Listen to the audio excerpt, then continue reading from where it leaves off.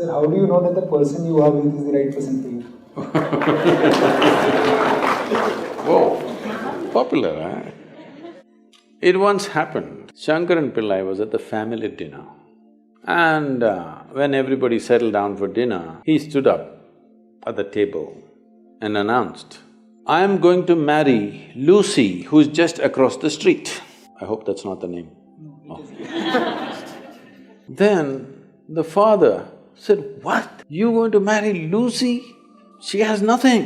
She's like a tramp. You're going to marry that Lucy?" Mother said, "What? You're going to marry that Lucy?" The uncles always pitch in this kind of matters, you know. Uncle said, "What? You're going to marry that Lucy? Have you seen her hair? It looks fake." The aunt, "What? You're going to marry Lucy? She's always painted. You're going to marry that painted woman?" The little boy, the nephew, can't be left out. He said, "You're going to marry Lucy, she doesn't even know what is cricket. How can you marry her?" Shankaran Pillai stood his ground and said, "Yes, I'm going to marry Lucy." Everybody asked in one voice, "Why?" He said, "Because she has no family." There are no many opinions to battle with. So, who is the right person? I don't want to take away all the romance from your life, but let me tell you this, there is no right person on this planet. If you put your heart into something, something may become wonderful. Is it the right thing? There's no right thing. Nobody ever found the right person anywhere, okay? If you get into that kind of unrealistic mindset, "I have found the right person," oh, you will be soon disappointed. You must understand, there is no right person. First thing is to see whether I am the right person. Yes, am I the right person? And there are no right people on this planet. If you understand, you have your nonsense, they have their nonsense. We can adjust nonsense. We must understand relationships are formed for various needs. There are physical needs, there are psychological needs, there are emotional needs, there may be social needs, there may be financial needs, various kinds of needs. So when you're going to somebody with so many needs, you're going as a beggar, and a beggar cannot choose.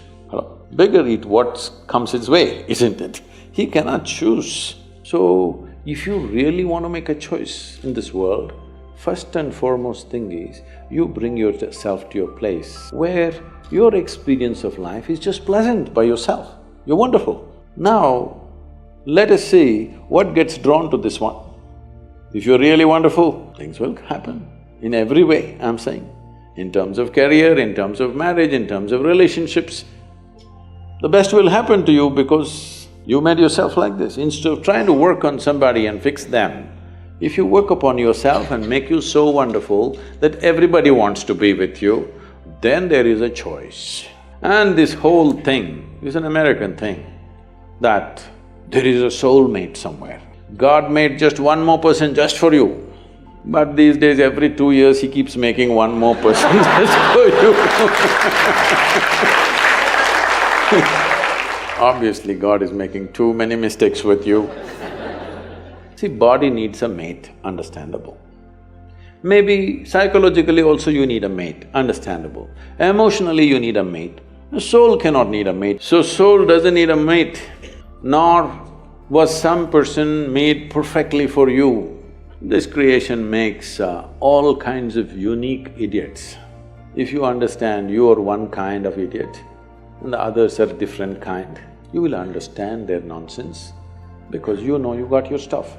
If you think you're perfect and God has chosen you and He's made another person perfect somewhere else, you're heading for a disaster, okay? There's no such thing.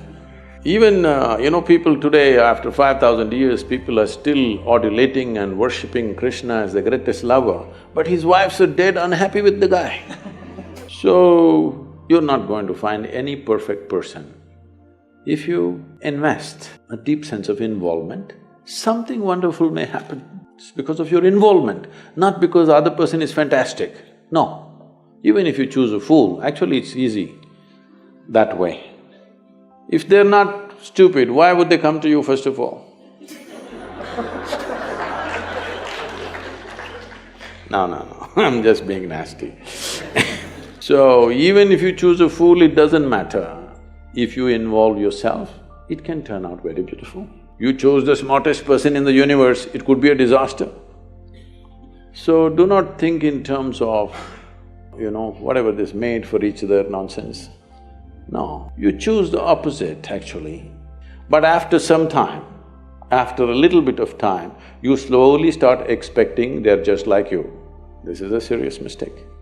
Because if one more person becomes just like you won't be able to bear with them for 2 days. Hello? Please tell me. If there's one more person just like you at home, could you live there? You're glad they're different. It's wonderful, nobody is like you, isn't it? Nobody is like you on this planet. Try and see. Nobody is like you, and that's good. Don't look for sameness, not necessary.